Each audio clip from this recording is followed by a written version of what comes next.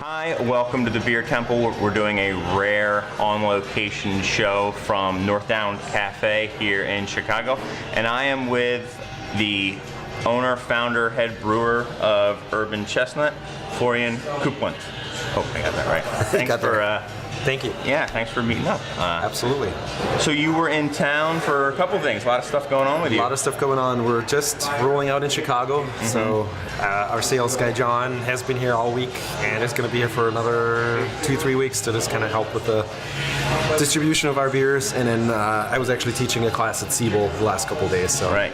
Talking about brewing water right here. Talking about brewing water, yes. Fun. Sounds fascinating.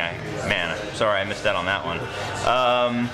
I would say it's a dry topic, but obviously I'll leave the pun there. So I've had several of your beers on my show in the past.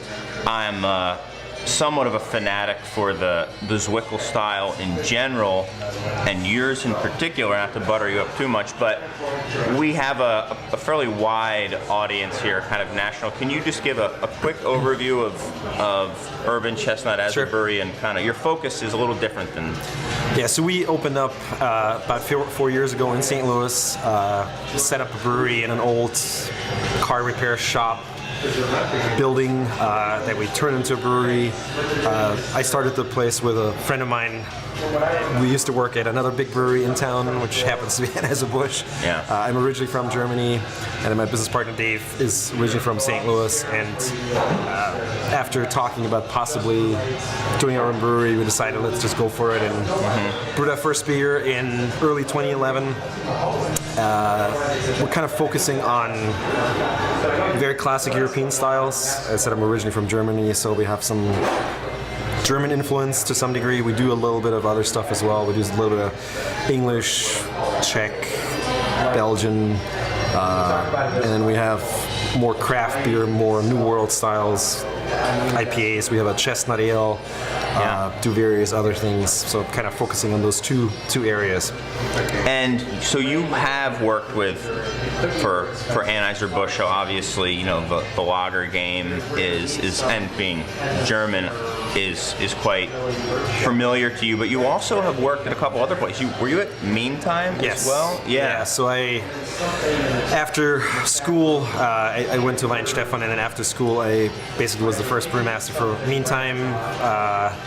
That was 2000, and then I left about 2002, I think.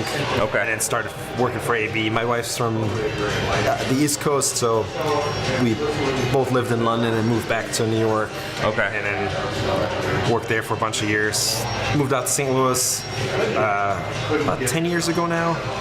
Maybe a little bit more than that. And worked for AB in corporate brewing for a little while, and then about 4.5-5 years ago started Urban Chestnut.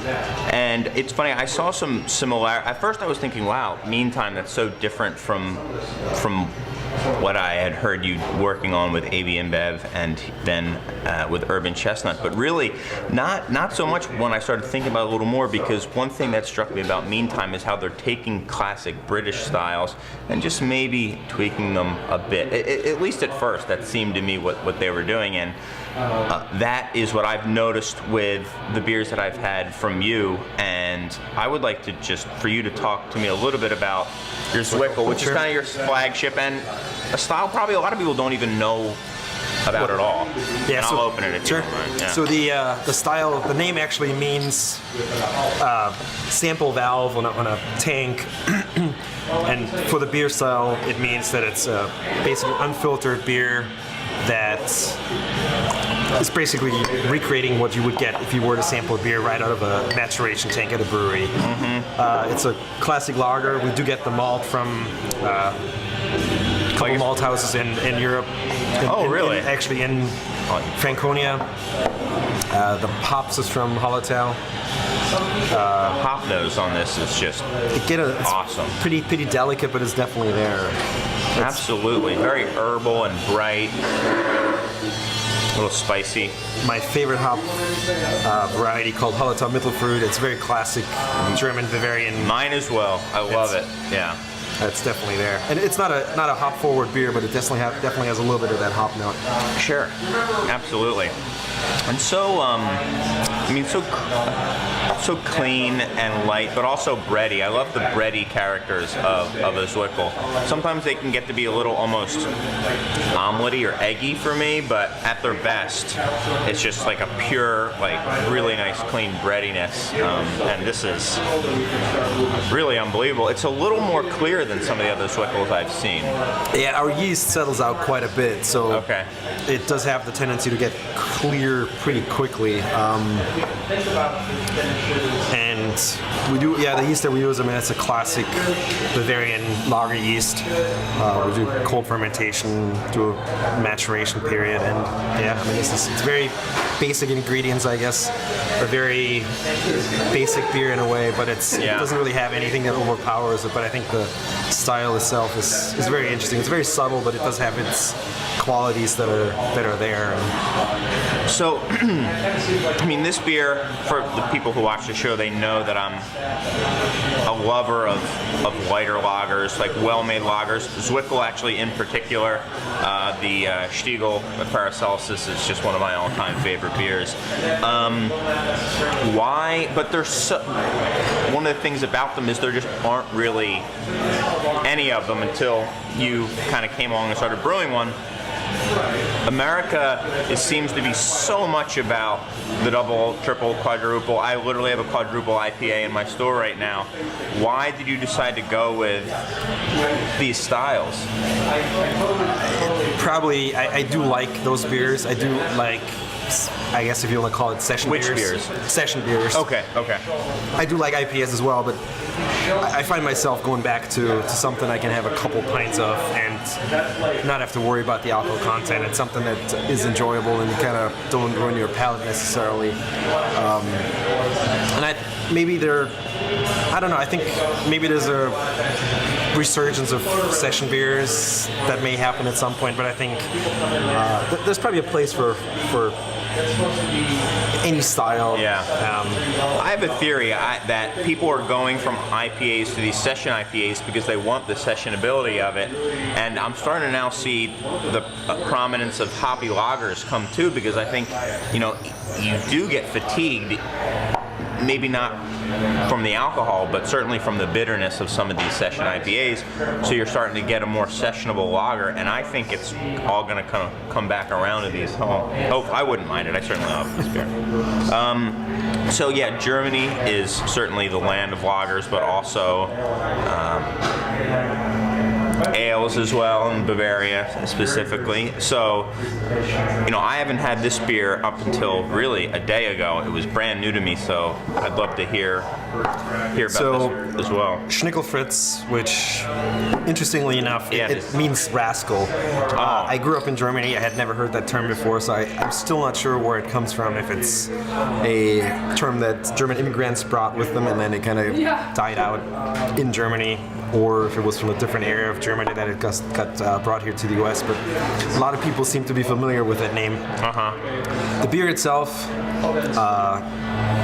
classic Bavarian wheat beer yeast to kind of get that clovey banana, fruity notes, again, barley and wheat malt, both from Franconian malt houses, hops also from Bavaria, obviously not that important in that style. It's really about the yeast, that's what that comes down to. Is this the Weihenstephan yeast that you're using? It's a Weihenstephan strain. Okay, yeah. Just a bit of that haze. Is there a lot of There's probably yeast? a little bit more on the bottom, but again, it's probably a little bit too clear, right? Is this a beer that's intended to have these kind of swirls poured into it? It's definitely supposed to have a little bit. Although I guess if you prefer it a little bit more clear, and if you don't like the actual yeast flavor, I think this is probably the way to enjoy it. Okay, but it's not a filtered Crystal Lights and anything like that. No. Okay. Definitely get the fruity. Absolutely, a lot of like fresh banana and orange as well. I'm getting out of here, and it smells a little bit of banana when you open the bottle. It's definitely. And oh, that's nice. Yeah, I have to say my favorite Hefeweizen is still the Weihenstephan. It's my absolute favorite. I love it. This one's great as well. It's I like. I find a lot have either a lot of the fruitiness or a lot of clove, but not a nice combination. So it's always nice to have a little bit of each. And is this a year-round beer for you? That is a year-round beer, yeah. So we have currently 4 year-round beers, although we're only gonna, I think, bring 3 year-rounds to Chicago right now and try out and see how that works. Adding a couple more, and then we'll do some seasonals throughout the year.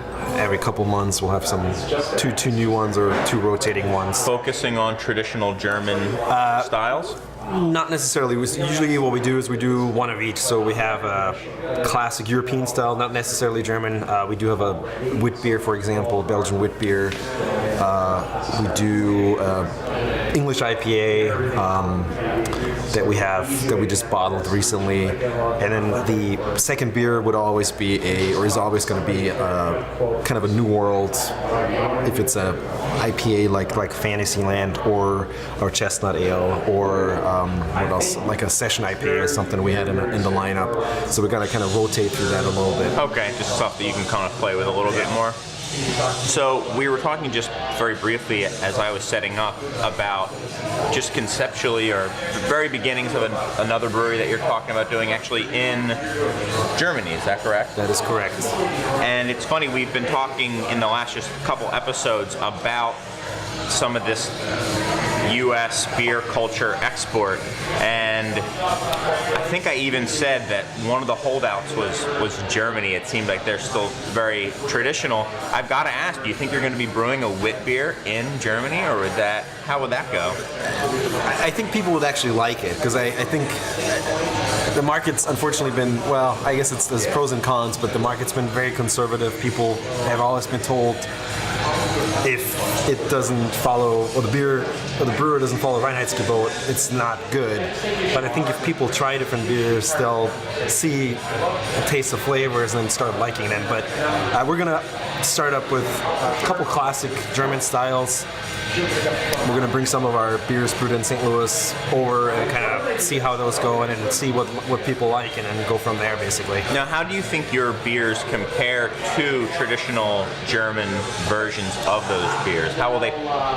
The ones that we brew here. Yeah, I mean, will they fit in? Will it just be like, wow, this is just a really well-made Zwickel, or they'll be like, this tastes like an Americanized Zwickel? We're gonna. Currently, the plan is to have a Helles type with a little bit more hopping. So. Okay. A little bit of a twist, and then maybe do a dunkel, maybe some classic.